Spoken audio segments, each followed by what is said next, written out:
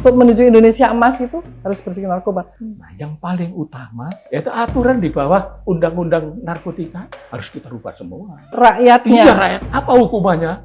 Pengekangan kebebasan. Jadi makanya kita tidak boleh membuat aturan pelaksanaan undang-undang narkotika itu mengacu pada KUHP dan KUHP.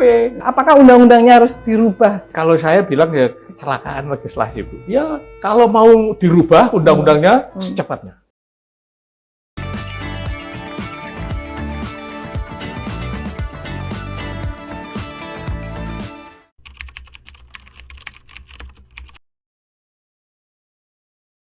Halo, sahabat Pandawa Care. Saya kembali lagi bersama Bapak Anang Iskandar yang tadi sudah diberikan berbagai macam kasus-kasus, kemudian juga apa yang terjadi, bagaimana keputusan-keputusan pengadilan, bagaimana para profesional untuk membuat suatu keputusan. Namun sekarang kita harus lihat bahwa Presiden terpilih Republik Indonesia Bapak Jenderal Prabowo Subianto telah memberikan suatu program, membuat suatu program prioritasnya adalah narkoba. Harus menjadikan Indonesia bersih dari narkoba. Harapannya apa? Yuk kita intip, yuk kita ikuti dengan serius. Tapi jangan lupa ya untuk like, share, dan komen. Bapak Anang, bagaimana ini? Program prioritas Bapak Presiden Prabowo ini, betul-betul saya juga sangat setuju, maka saya sangat mendukung ya dengan Pak Presiden ini untuk bahwa Indonesia menuju pada bersih narkoba. Untuk menuju Indonesia emas itu harus bersih narkoba. Setuju sekali itu, karena kalau tidak anak-anak sakit, mentalnya, psikisnya tidak akan bisa menjadi orang yang cerdas dan berprestasi. Jadi bagaimana dengan program Presiden yang sudah menyampaikan buat prioritasnya adalah Indonesia bersih narkoba? Ya, saya terima kasih Bu dengan program Presiden terpilih Bu ya. Yang sekarang jadi Presiden, bukan Presiden terpilih lagi, sekarang Presiden. Jadi kalau program tentang pemberantasan narkotika saya sangat setuju karena ini memang merusak mental bangsa. Nah, yang paling utama kalau saya jadi presidennya loh ya, kalau saya jadi presiden, itu aturan di bawah undang-undang narkotika harus kita rubah semua. Itu aturannya yang membuat paradigma, ya kan?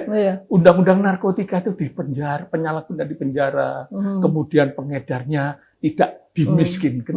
Itu kan aturan di bawah undang-undang. Jadi terhadap penyalahguna itu negara bertanggung jawab, Bu. Betul, betul. Harus direhabilitasi semua siapapun. Dan itu masyarakatnya, rakyatnya. Iya, rakyatnya. Kaya atau miskin, itu betul. tanggung jawab negara.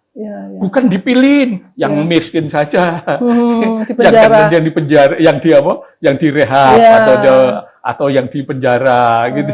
Tapi semua tanggung jawab negara untuk direhabilitasi. Itu untuk penyalahgunanya. Untuk pengedarnya, semua pengedar harus dihukum setimpal dengan perbuatannya. Apa hukumannya? Bukan hukuman pidana. Bukan denda dan bukan penjara. Tapi pengekangan kebebasan. Dan perampasan aset hasil kejahatan. Betul, setuju sekali itu, Pak. Itu undang-undangnya begitu, Bu. Jadi makanya kita tidak boleh membuat aturan pelaksanaan undang-undang narkotika itu mengacu pada KUHP dan KUHP. Akhirnya ya penjara yang terjadi dan ditangkap, barang buktinya ya disita yang ada. Tapi asetnya tidak pernah diutik-utik atau kurang tajam gitu. Betul. Setuju sekali, Pak. Karena ini sepertinya menjadi suatu perdagangan, karena kan memang itu adalah bisnis besar. Orang pada bicara di luar seperti itu ya. Karena kasus-kasus yang banyak terjadi, tidak hanya orang-orang, tetapi bahkan orang-orang yang paham tentang hukum. Orang yang mengerti tentang bagaimana kalau memiliki, kemudian mengerti, itu kan sudah melawan hukum. Tetapi malah itu yang banyak yang terjadi sebelum-sebelumnya ini kan. Banyak yang mempunyai kedudukan, yang berpangkat juga, malah berbisnis di situ.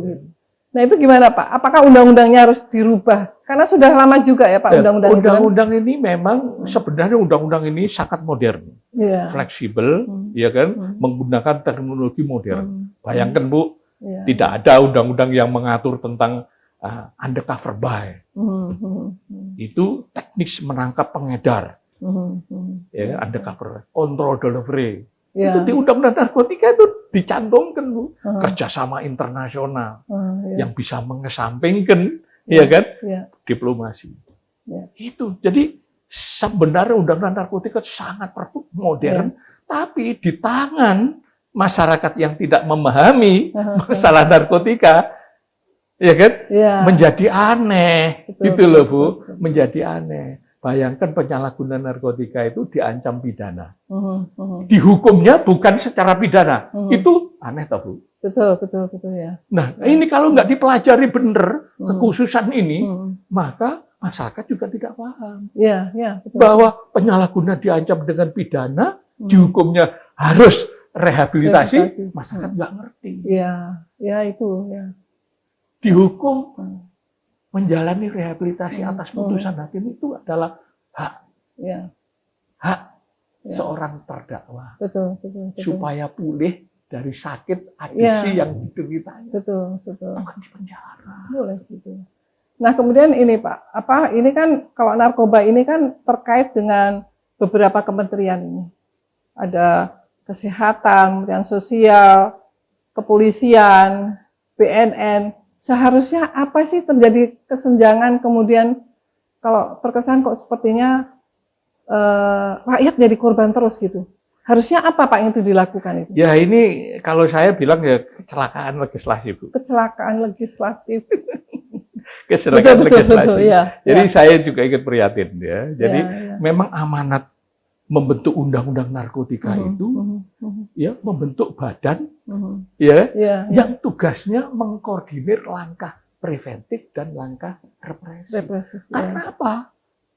Ya Bu, langkah preventif itu di dalamnya ada rehabilitasi, langkah represif di dalamnya ada rehabilitasi.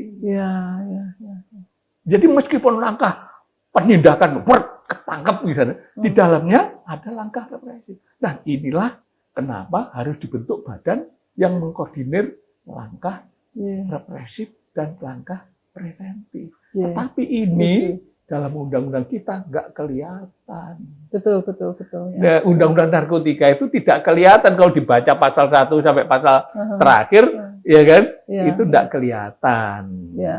Sehingga badan yang dibentuk tugasnya adalah sebagai penyidik. Harapan ke depan Pak ini kita sebagai apa?